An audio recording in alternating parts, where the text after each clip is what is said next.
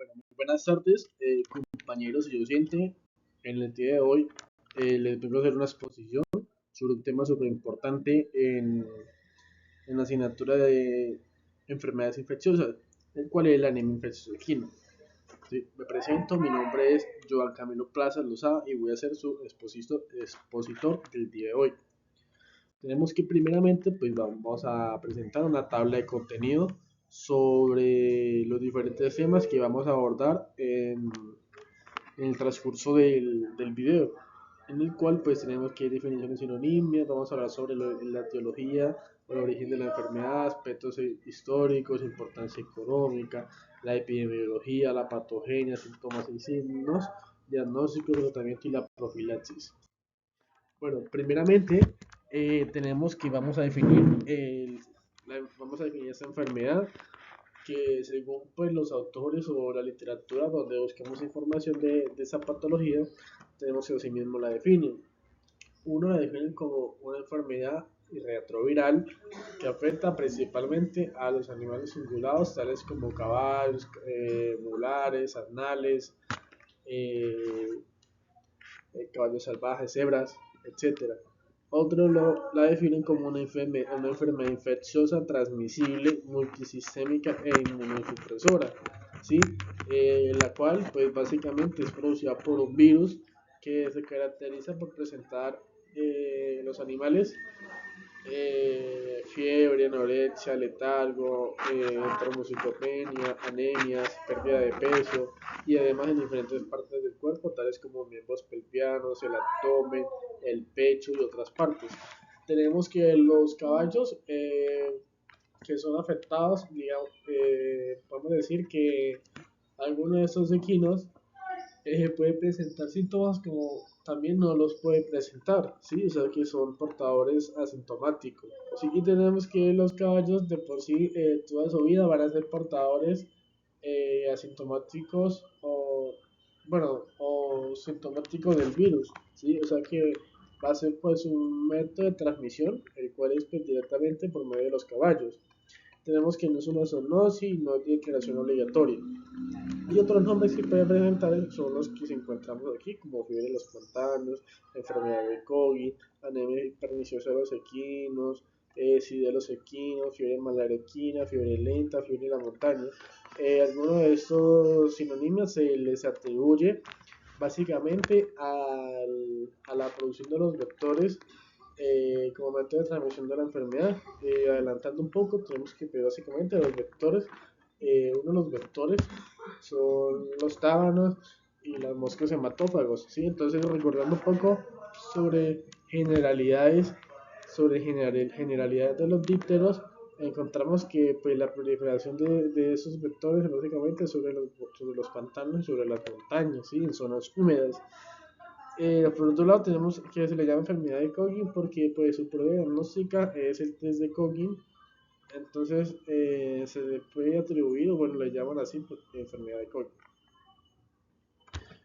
Prosiguiendo, tenemos que el origen de la enfermedad, su etiología, tenemos que es producido por un virus, por un lentivirus exactamente, de la familia de Metroviridae, el cual es un virus de ARN, el cual tiene una doble capa lipídica y esas envolturas se insertan las glucoproteínas, la cual es la GP90 y el GP45, los cuales básicamente lo que hacen es que se insertan o se adhieren a la membrana de la célula huésped,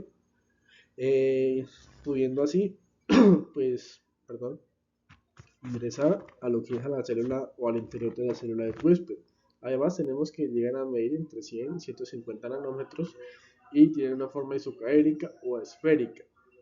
Y tenemos que este virus es resistente a la luz solar durante varias horas. Tenemos la fotografía del virus, adicionalmente. Tenemos que también pues existen algunos mecanismos por los cuales pues el virus puede entrar al interior de la célula del huésped, los cuales pues básicamente ellos se han abordado. Entonces pues, agarrando un poco de tiempo, le dejaré la diapositiva para que estudie un poco. Bueno, siguiendo, pues tenemos que lo que básicamente dije, que es la familia Retroviridad, genera el antivirus, y pues tenemos que otros virus se les puede atribuir a esta enfermedad. Tenemos el virus de la inmunodeficiencia bovina, virus de la artritis, encefalitis caprina, inmunodeficiencia felina, inmunodeficiencia humana tipo 1, que son virus que básicamente se relacionan o son virus de esta misma familia. Tenemos que entre los aspectos históricos tenemos que por primera vez cuando se empezó a hablar de esta enfermedad fue exactamente en Francia en la época de 1843 cuando por primera vez se empezó como a investigar sobre una problemática que se presentaba en los caballos que empezaban a perder peso, a ponerse anémicos, enfermos, en las cuales pues no se sabía el origen de esta enfermedad. No fue hasta 1848 cuando en los Estados Unidos fue identificada esa enfermedad como anemia infecciosa equina, en la cual pues, primeramente se le atribuía que la enfermedad se producía por malas condiciones higiénicas en las pesebreras. Y no fue hasta un año después cuando en ese mismo país se identificó la naturaleza contagiosa de la enfermedad. Y pues eso fue una bomba en diferentes publicaciones en diferentes diarios de los países importantes de Europa y de América. ¿Sí? En donde pues básicamente publicaron este nuevo avance. En Canadá dice que fue eso en 1882. Tenemos que la prevalencia en los Estados Unidos empezó a aumentar en 1930 y llegó a ser devastadora en la época de los 60 y los 70 en ese mismo país, exactamente en el año 1975, donde se lograron detectar 10.371 casos de infección por anemia infecciosa equina en los Estados Unidos. ¿Sí? Dice que en Europa llegó a la época de 1966, en donde pues, su prevalencia empezó a aumentar en diferentes espacios ecuestres y centros de competencia para caballos. Ahí fue pues el papayoso para que la ONSA incluyera pues esa enfermedad dentro de su código terrestre de enfermedades y catalogó como enfermedades infecciosas de los equinos en Europa y de distribución mundial. Tenemos que a Sudamérica esta enfermedad llegó en Venezuela en el año 1939, en donde en ese país fue pues el primer país en donde se logró detectar el primer caso de esa enfermedad en Sudamérica, y el cual tuvo una prevalencia del 12,4%. En Colombia, la enfermedad fue reportada en 1948 con una prevalencia del 1.2 a 7.5%. En Brasil, siguiente país, fue en 1968, la época que fue reportada en Brasil. En Chile se habla de que fue reportada en 1980 y un año después fue declarada como el segundo país como erradicada. Bueno, perdón. Bueno, eso sería por todos los aspectos históricos. Tenemos que prosiguiendo con los aspectos económicos, tenemos que pues, tenemos pérdidas a nivel productivo, tales como muerte de los animales o sacrificios de estos por prevención sanitaria. Tenemos que pues, como bien sabido, los equinos pues algunos de los equinos, por no decirlos todos, tienen un alto valor económico en el mercado, ¿sí? Prácticamente por su genética, ¿sí? En los cuales pues estos equinos que tienen alto valor son los equinos que básicamente son los más propensos a enfermarse por esa enfermedad, ¿sí? Entonces pues pues un productor perder un equino de alto valor pues sería un impacto supremamente alto para su bolsillo, y no solamente el valor económico sino también el valor sentimental que ese equino pues puede simbolizar para una persona. Tenemos también altos costos en tratamientos y diagnósticos veterinarios. Tenemos que primeramente cuando un animal se enferma pues básicamente pues lo empiezan a tratar de manera empírica ellos mismos, y cuando pues no ven resultados empiezan a preguntarle a diferentes familiares y por último pues llegan al veterinario. Entonces en el transcurso de eso pues básicamente ya se ha ido un alto costo económico en tratamiento, ¿sí? No, y además de que, digamos, decían los propietarios no sacrificar el animal porque una de las medidas preventivas para evitar la proliferación de este virus la, es el sacrificio del animal. Entonces, digamos en animales que presentan un alto valor y que deciden no sacrificarlo, pues va a seguir aumentando los costos en tratamientos y demás. La pérdida de valor del animal, porque un animal enfermo, pues prácticamente pues, va perdiendo valor y además pérdida a nivel productivo por adecuaciones e implementaciones de medidas que se hagan como medidas sanitarias en el establo para pues, evitar el contagio de otros animales o la proliferación de este virus en la pesebrera.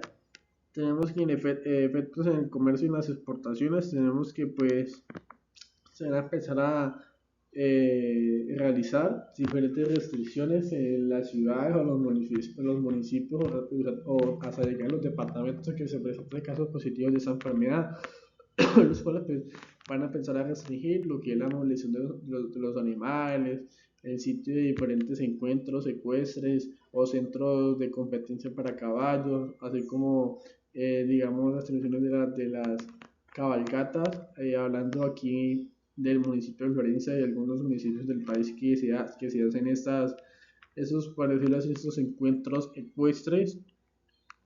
Y además, pues va a producir pérdida genética valiosa en el animal. Tenemos que ir procediendo por la epidemiología. Tenemos aquí la teoría epidemiológica, en donde pues, se resume básicamente eh, los aspectos de la enfermedad. Hablamos de que es producido por un virus, el cual es, como lo mencioné anteriormente, es el antivirus. Tenemos que en el huésped tenemos que son el huésped de predilección y huésped definitivo de esa enfermedad son los animales ungulados, tales como mulas, caballos, asnos. Eh, Según investigaciones y según pues, diferentes documentos leídos en literatura, no se han reportado otros animales infectados por ese virus. Entonces únicamente se ha encontrado que se atribuye ese virus que afecta únicamente a los animales ungulados, como las mulas, los asnos y los caballos. En el ambiente tenemos que el método de transmisión uno de los métodos de transmisión de esa patología es por medio de los vectores como los virus y los tábanos hematófagos, tales como Stomosis calcitra, los tábanos de genio Tabanidae, Gigomitra CSP y Sábanos CSP, ¿sí? Los cuales pues al momento de ingerir sangre de un animal infectado la guardan y el momento de que van a succionar sangre de otro animal sano, termina es inoculando el virus en ese animal sano, pues multiplicando la enfermedad en el establo e incluso en otros establos. Se habla. Encontramos que en los mecanismos de transmisión tenemos que pues existen métodos de transmisión mecánicos, iatrogénicos, verticales y seminal. Sabemos que los mecánicos dice que básicamente la transmisión de la enfermedad se da por medio de los vectores como lo mencioné anteriormente, como tábanos y moscas chupadoras. Además, pues que eso va a depender mucho de la alta carga de los tábanos, o sea, de la zona donde se encuentra pues, la tesorería del animal, la distancia entre los equinos, porque se habla de que entre mayor distancia se encuentran los equinos, es menor la probabilidad de que pues el tábano llegue a donde está el equino sano y lo infecta a él, ¿sí? Y de la alta concentración del virus en la sangre del equino infectado. De forma iatrogénica se puede dar por medio de, digamos, de por medio de las agujas en el momento de desparasitaciones, vacunaciones que se hacen en los equinos, en los cuales pues inyectan un equino, inyectan otro y no cambian la aguja. Entonces, puede ser un método de transmisión de la enfermedad. Además, que también se puede dar por el uso de frenos, mordaza, chincha, sudaderas, rasquetas y demás elementos relacionados con el cuidado de los equinos, en los cuales pues, diferentes equinos comparten estos instrumentos. También se puede dar por medio de transmisión vertical y pues, se habla de que se da por menor frecuencia por medio de la transmisión del virus desde la madre al potro, pero se puede dar. También se puede dar por seminal por medio de la reproducción, ¿sí? Al momento de que pues, el caballo monta a la yegua, es un método de transmisión de la enfermedad. Prosiguiendo, vamos a hablar sobre, bueno, aquí les dejo un diagrama sobre prácticamente pues, la transformación de transmisión de la anemia, más resumido. Tenemos que pues, prácticamente en la epidemiología pues hablamos de que los dípteros pues como ya sabemos son un grupo súper bastante grande de seres vivos que se encuentran en el mundo. Tenemos que se habla que es el segundo grupo, el orden más diverso de seres vivos que se encuentran en diferentes partes, ¿sí? Y más exactamente en ese lado encontramos que en la región neotropical donde nos encontramos hay alrededor de 31.100 especies identificadas para el año 2009. Pues siguiendo, tenemos aquí la incidencia de la anemia de Jesús aquí en Colombia.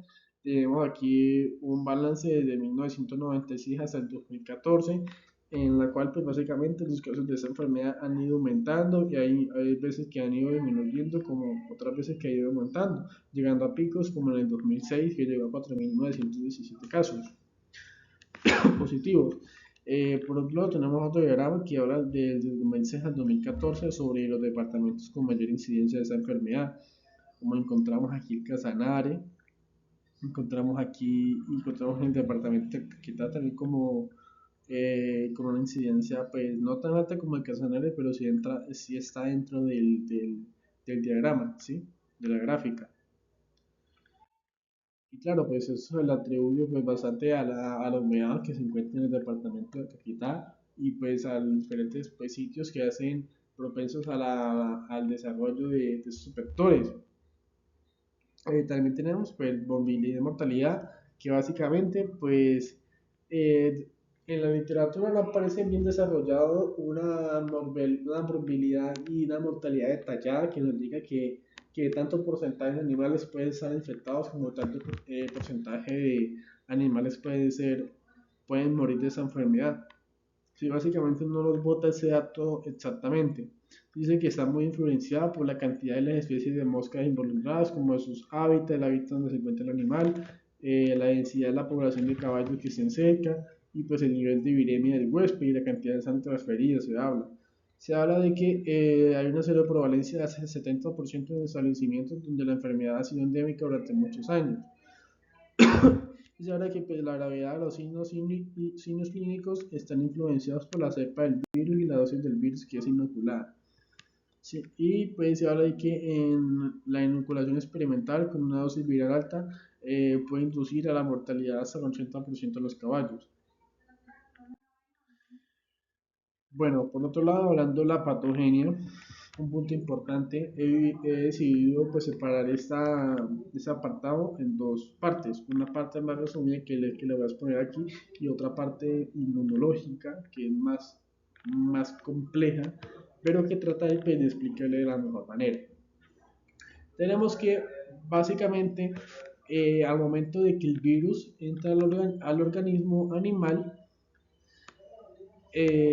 básicamente lo que va a hacer es que el virus se va a adherir a lo que son los eritrocitos, o sea, los glóbulos rojos del animal. Este virus se va a adherir eh, como respuesta al organismo. Lo que va a suceder es que, perdón, es que este pues va a activar pues, el sistema de complemento y todos esos mecanismos humorales y celulares. Lo que va a hacer es que al momento de activarlos van a empezar a liberar anticuerpos que van a llegar hasta los eritrocitos, exactamente donde está el virus, y mediante los macrófagos lo que va a suceder es que básicamente el macrófago va a ingerir lo que es el virus, lo va a fagocitar, ¿sí? Bueno, prosiguiendo con el video, tenemos que pues al momento momento pues, de que los macrófagos pues, ingieran esos eritrocitos, pues van a causar básicamente una disminución que se estima que es entre el 20 y el 60% y el 65% de los eritrocitos normales, ¿sí? O sea, esa es la estimación de la pérdida que se produce, o sea, de la anemia que se puede producir por esa respuesta, pues, por decirlo así, autoinmune del cuerpo.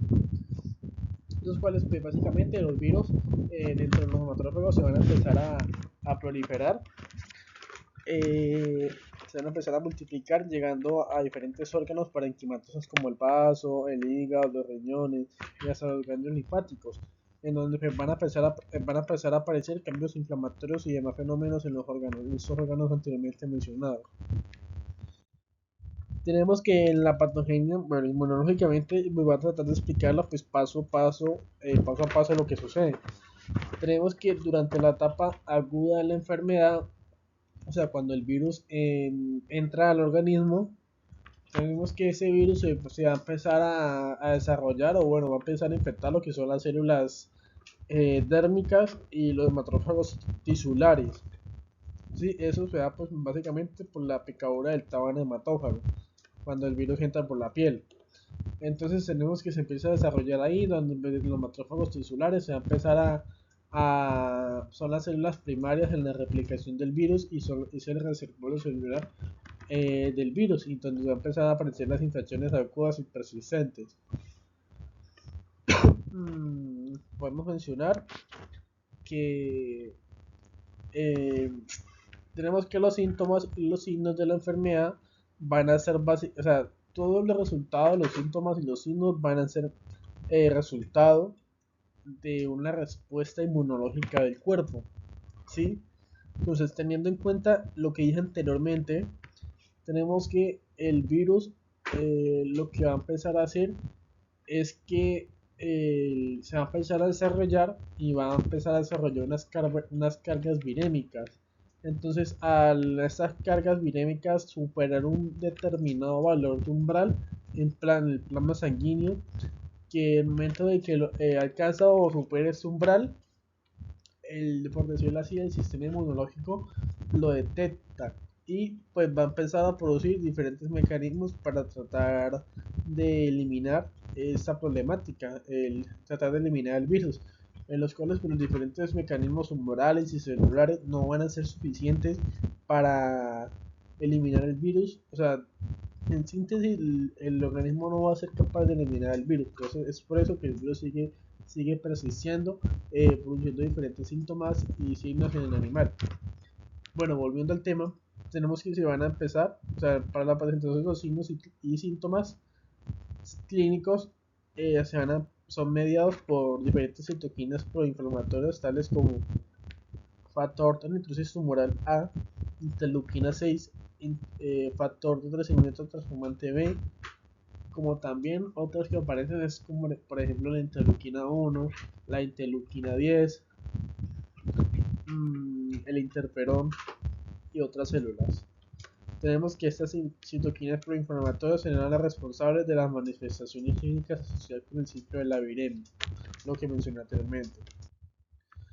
Bueno, podemos mencionar que primeramente lo que va a suceder es que la interleuquina 1 lo que va a realizar es que va a empezar a producir o va a estimular la liberación de las prostaglandinas, que van a empezar a producir lo que es la fiebre, la anorexia, el letargo, e inducen a la expresión del factor de necrosis tumoral A, el cual lo que va a empezar es que va a suprimir la eritropoyesis, o sea, la producción de glóbulos rojos, lo que y además va a estimular a la eritrofagocitosis, es decir, va a estimular para que los macrófagos empiecen a fagocitar eritrocitos, pues causando en sí pues una trombocitopenia.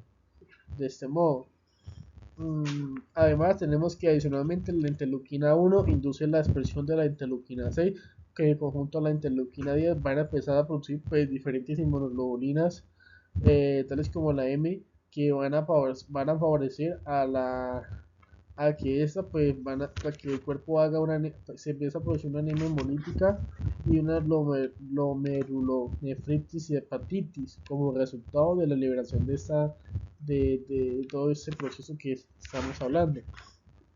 Además, tenemos que la interleuquina 1, la interleuquina 6, el factor de crecimiento transformante B y el interferón serían los responsables de la trombocitopenia. ¿Esto cómo lo hace? Básicamente tenemos que estas dos, la 1 y la 6, van a empezar a... Esta lo que hacen es bueno, empiezan a hacer la activación plaquetaria. Mientras que estas dos últimas van a empezar a suprimir o a inhibir la liberación de los megacariocitos, que serían pues las células precursoras de las plaquetas, ¿sí? Provocando responsables de una trombocitopenia.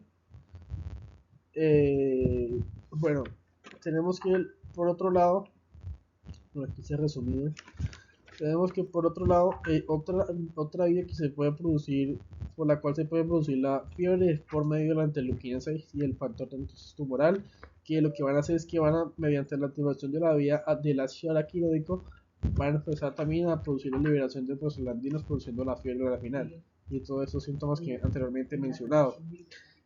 Bueno, por otro lado, ya por último, tenemos que en el momento de que los macrófagos empiezan a ingerir o empiezan a fagocitar los eritrocitos, estos pues van a empezar a depositarse, como lo mencioné, en hígado, vaso y ganglios linfáticos, en los cuales se van a empezar a presentar cambios morfológicos, tales como presencia de gránulos de hemosiderina en los macrófagos que llegan a estos órganos. O sea, básicamente lo que se puede aquí en la imagen, van a empezar a encontrarse estos cambios morfológicos en estos órganos parenquimatosos, ¿sí? Y se dice pues que el órgano que se ve más afectado por esta enfermedad va a ser el hígado, que es donde pues básicamente va a afectar, le va a dar muy duro ese virus a ese órgano. Bueno, tenemos aquí los síntomas y signos, dice que se divide en cuatro: forma sobreaguda, aguda, subaguda, crónica y su forma subclínica o inaparente. Tenemos que básicamente pues todas estas van a empezar a tener síntomas similares, tales como fiebre, por ejemplo los sobreaguda van a empezar a presentar anorexia, en algunos casos el animal puede morir súbitamente, mientras que en la aguda también hay fiebre, aumento del pulso, se observa debilidad y petequias en las mucosas.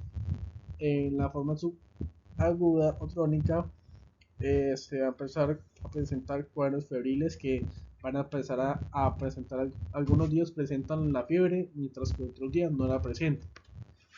¿Sí? O sea, son síntomas febriles recurrentes. Como también van a empezar a presentar albuminuria y diarrea, o sea, albúmina en la orina, como también pueden presentar diarrea a los animales.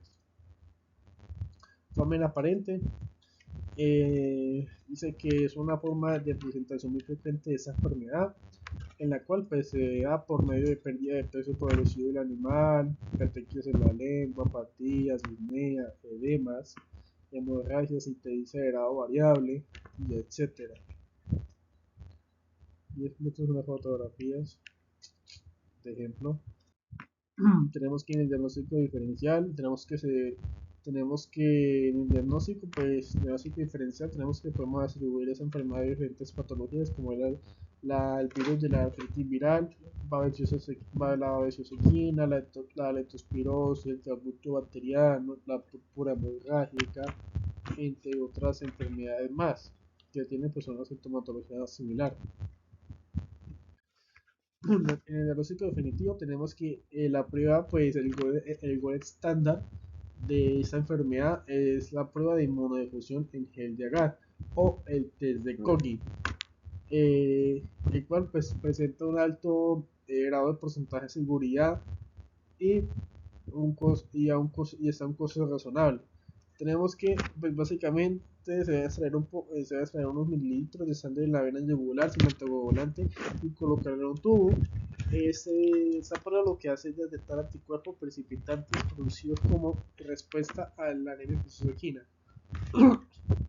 Y dice que esa prueba pues, no se le puede realizar a lo que son animales se encuentran en primeras etapas de la infección porque pues puede producir, o bueno, la prueba no puede detectar esos anticuerpos producidos.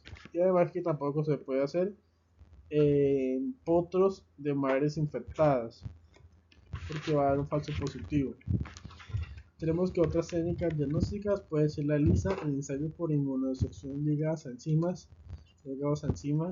pero mencionan que pueden detectar los anticuerpos a la prueba y son más sensibles, pero es más probable que ocurran diferentes falsos positivos.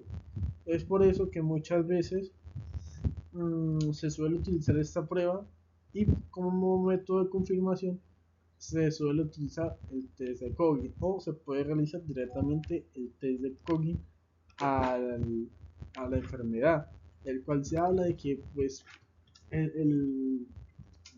uno de los certificados que se le da a los diferentes productores de quinos de pecereras es un certificado que es lo que se da cuando se hace la prueba de inmunodifusión en el de agar o el test de COVID, el cual pues tiene una duración de más o menos 90 días, ¿sí?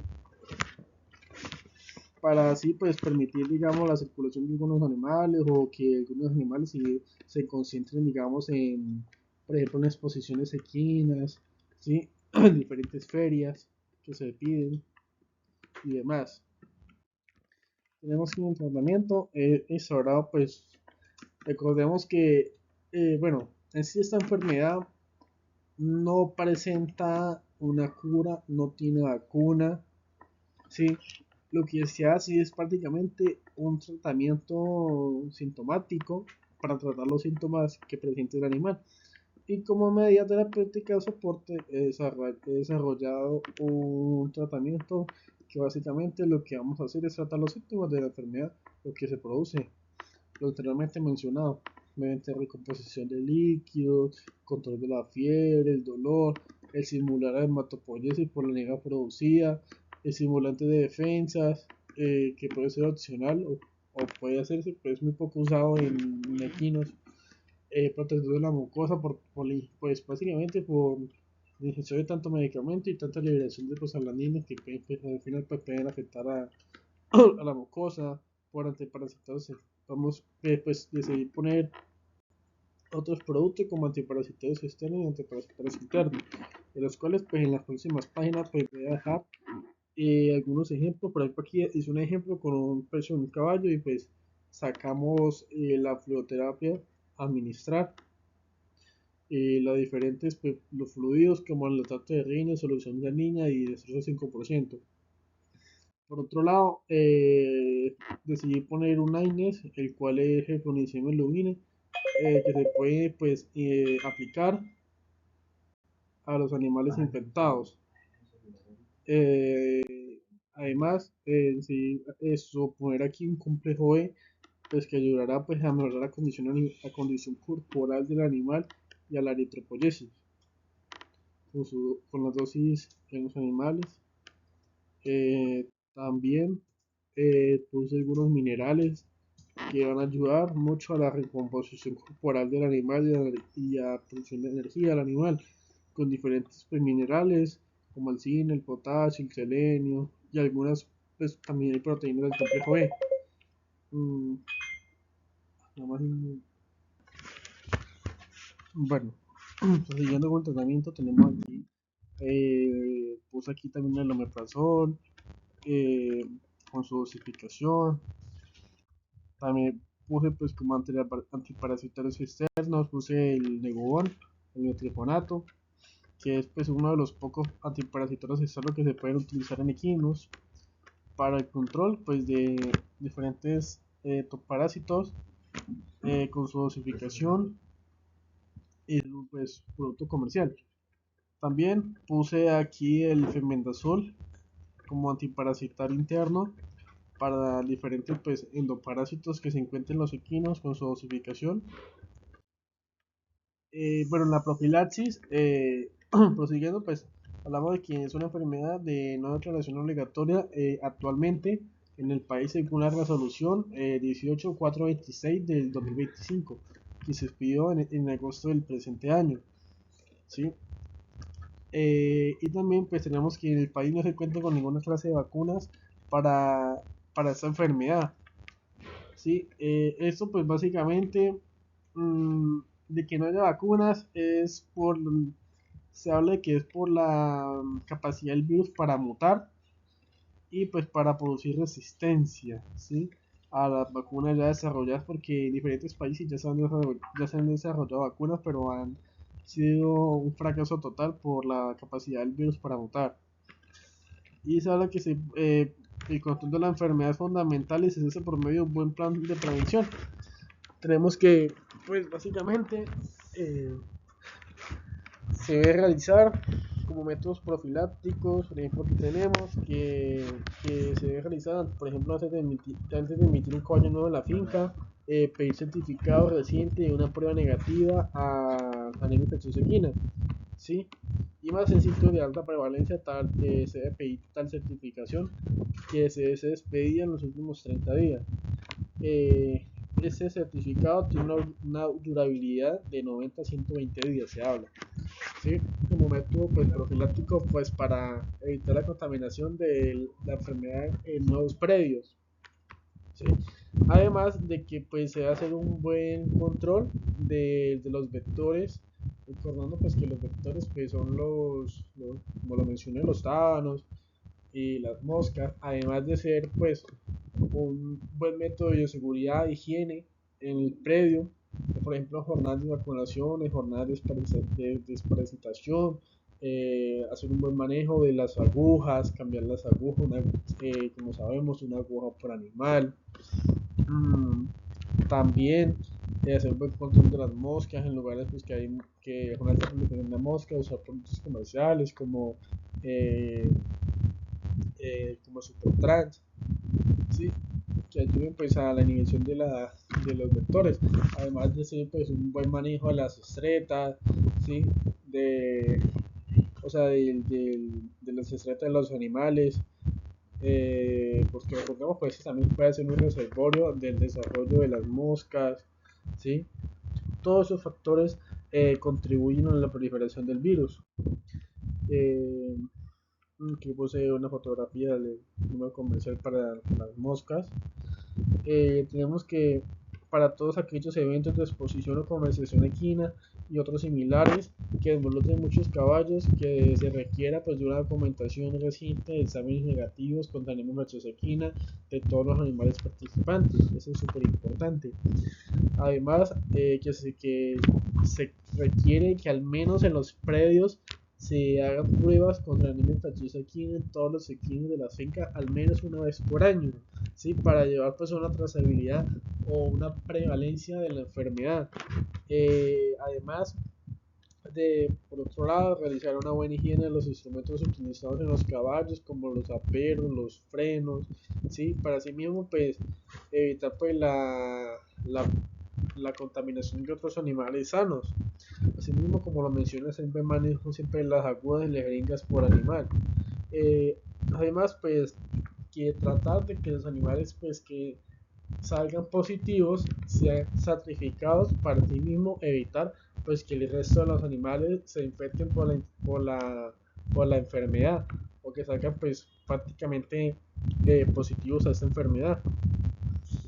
Y pues implementar pues medidas de bioseguridad en fincas que salgan positivas como aislamiento de los equinos y siempre pues hacer el sacrificio del equino y tratar de pues enterrarlos que sean una distancia lejos de la finca y que también esté lejos por ejemplo, de quebradas o de fuentes hídricas, ¿sí?